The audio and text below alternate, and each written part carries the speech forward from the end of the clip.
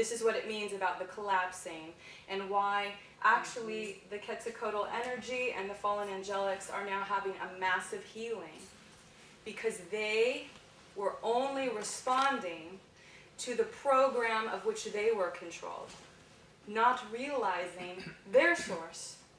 So we see this multidimensional level, that as well, the same we are going through here in the human realm had actually happened to the fallen angelics that were subsets of the seraphim, and therefore parts of the Luciferian energies that were down here, working it in their controlling ways. Does that answer your question? Totally. I am curious about what is, from what you're getting, Lucifer's relationship with, and the Luciferian experiment's relationship with the seraphim. Well, the seraphim, I would say, the Luciferian energy or the fallen angelics are like fragmented versions of the seraphim. So the original seraph consciousness is a winged being, was the first direct individuation from God Source Matrix. So it's like saying these bodies of the humanoid have been created by God Creator beings. God Creator being one of them is the seraphim. The seraphim is one of the original three. So in the New Age we talk about the three primal sound fields. I don't know if this is familiar, the threefold flame, all of that. The threefold flame is the original individuation from the God consciousness source, and that is the blue, gold, and violet colors that make up all of creation. So in the entire manifestation of the form particle universe, everything is comprised from the God consciousness, but the first individuation of color was, and these are gestalts of consciousness, groups of consciousness, very hard for us to understand. What is this? How do you exist there? Because it's formless. There's no form here. So blue, gold, and violet, the seraphs, the consciousness that started the seraph winged beings was of the gold color. And so when that went into the fragmentation of the dimensionalized experience, it then fragmented itself all the way into fallen angelics and demonic presence, even though that is us. You see what I'm saying? Because they were the progenitors and creators of the human form, as well as all these other forms that were then created from this polarization, this time rip, if you would call it, in the entire matrix. So again, this is understanding that the polarity and the split exist way beyond this reality. This goes all the way into our entire universe has been impacted by this polarity split, and in other times and spaces, that which we would think are God beings have also suffered a fragmentation and a lack of wholeness from this experience. It's a wild and wonderful world. It is. Is that who I think it is? Is that you, Tammy? Yeah. Oh my God! Hi. The genetic manipulation. Now, how did that happen? Did they alter the DNA, or? Can you Genetic. Okay. What happened is after we had the explosion and a lot of damage on the planet. See, it's important to understand that if there's damage on the planet, there's damage in us. Mm-hmm. So as consciousness, what happens is when we incarnate into the forms in this reality, we literally come through the planetary light body, and we also absorb whatever's in it. So we are one with the planet even though we don't realize it. So when the planet was damaged, and we started a new cycle of evolution, the bodies became damaged. The Atlantean thing? Yes, Okay. yes. Well, that was one of the big splits where power generation from the core of the earth was misused and exploded and created an implosion, which, by the way, that implosion is under Santa Fe, just so you know. Really? So is that why there's supposed to be a vortex there? Yeah. What? I'm being drawn to Santa Fe right now. So you said Santa Fe. What? You're going to Santa Fe. Well. So what is interesting is that the hologram got sucked in on itself. So the Earth, instead of exploding out, it went in. And when it did that, it damaged all of the surface grids. Because when we talk about conducting frequency, a part of the ascension is connecting to frequencies, and the exchange happens. You know how we were talking about the alchemy of energy, when everything, when you're with another person, an alchemy happens. The same thing, the planetary ascension, that's how it works. The planet becomes aligned to a stellar body, an exchange happens in alchemy, that transference of energy happens, and then there's an expansion. So literally the planet, it was like it didn't have any way to conduct anything. It became like a dead zone. So it was like, okay, what do we do here? Do we take this planet, which is now a descending planet because it can't move forward, because it can't conduct the energies, or do we try to rehabilitate the planet into an ascending planet? And that's what we did. And they sent these light And that's beams where everything was into- broken apart, the 12 tribes. Each of the tribes was holding one DNA, because what happened in Atlantis was like, oh my God, we gave them a lightsaber and they actually couldn't handle it. You know, so what happened is they gave us so much, we had so much power that we didn't use it wisely, because we weren't mature enough spiritually to understand how to manage that power. So in order to not create that mistake again, where we would evolve to such degree that we'd have all this power and not know how to use it, it was broken down really slowly. And that's what the 12 tribes are about. Each, when you talk about the 12 tribes and the lineages of the human beings, each of these were given key codes and certain genetic configurations that were aligned to Stargate portals of the Earth, of which there are a main 12 manifestation template. The Stargate and manifestation template is the same. As we have a tree of life in us, you know, when you think of the tree of life, the Kabbalah grid, that Kabbalah grid is the core manifestation template of this hologram. The same exists for the planet.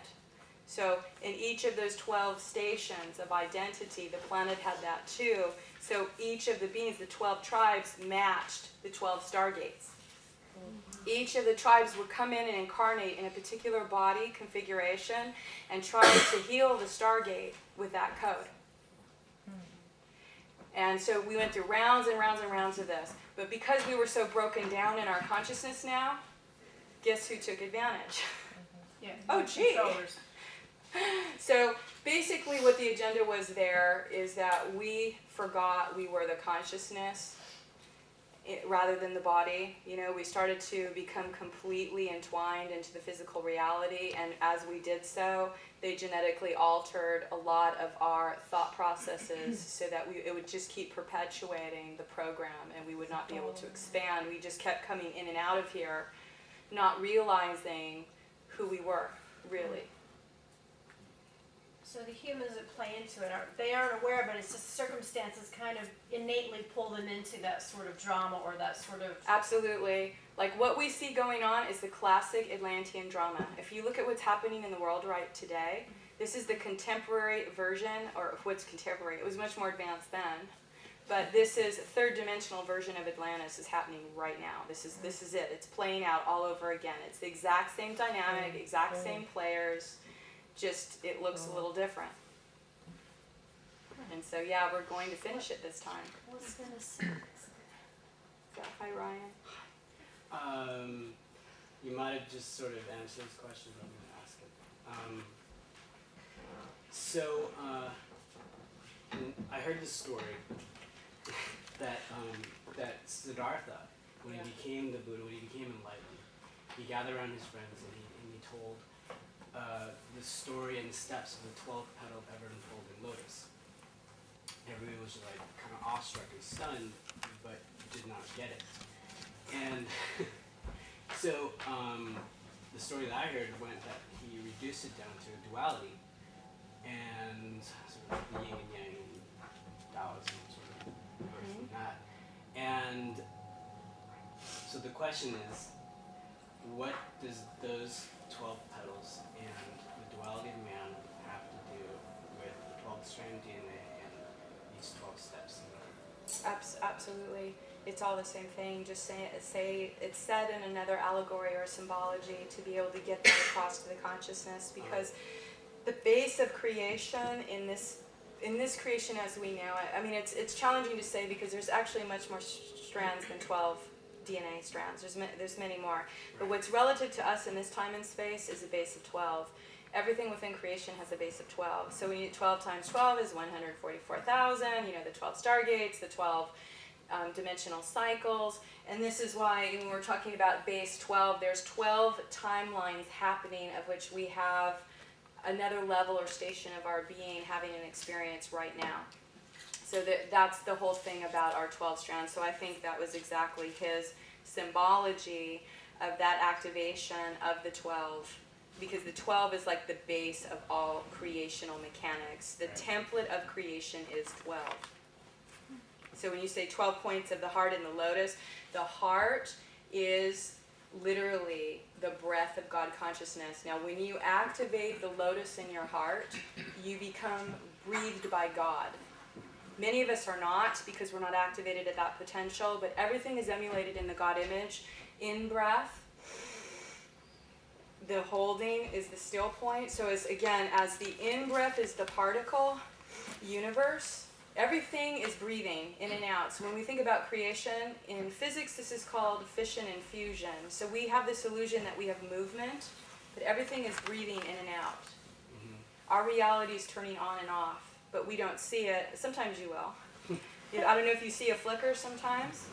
Because our reality, what's happening is it turns on, it turns off, it turns on, it turns off. What's happening is particle, antiparticle, particle, antiparticle, particle, antiparticle. What's happening is that's merging now. So that in-breath is that part of creation. We can see the three again. We have the particle in-breath, the holding of the still point, the source of all, and the out-breath is the antiparticle. Everything is in these threes. And now this is coming into the center point only, and that happens in the breath of God within your heart. So again, when he's talking about opening the heart, the synthesizing of form with spiritual happens here. Does that mean that the still point will continue to expand? This is going to become like one, no membrane. So what's happened with us is we've had these membranes in between our chakras. This is all becoming unified as one. There's no separation in our chakras anymore. Which is the technique that a lot of yogis use? Yeah, absolutely. Yeah, absolutely. Yeah, so our light body changes too. Like literally the light body in most humans, we have these cones, and then there's membranes that separate the cones, and that's indicative of separating the dimensions, right? Right. So as we merge, we're merging all of this into one. Our chakra column, this column within us, our light body is just going to be one unified column of God consciousness. That's it. Yay! Yay!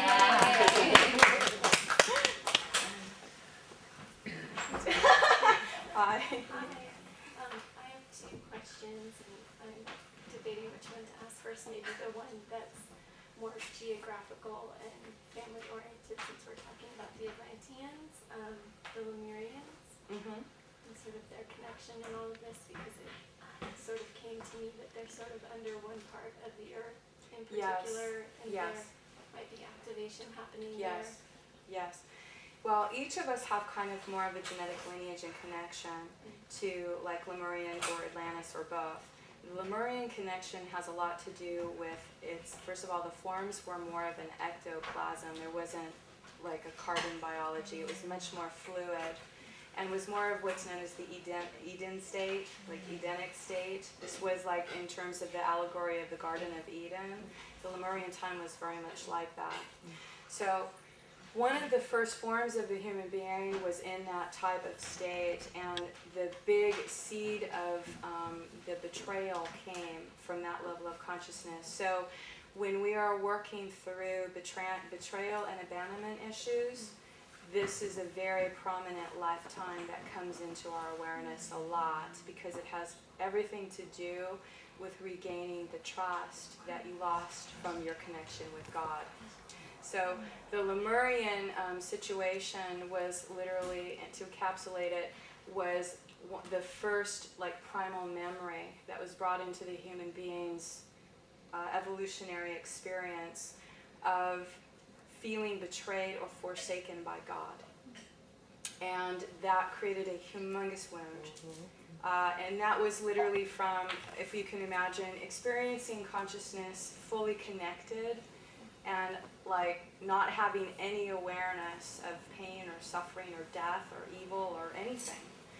and all of a sudden you experience it in a like flash, and you see your loved ones dying and everyone's gone,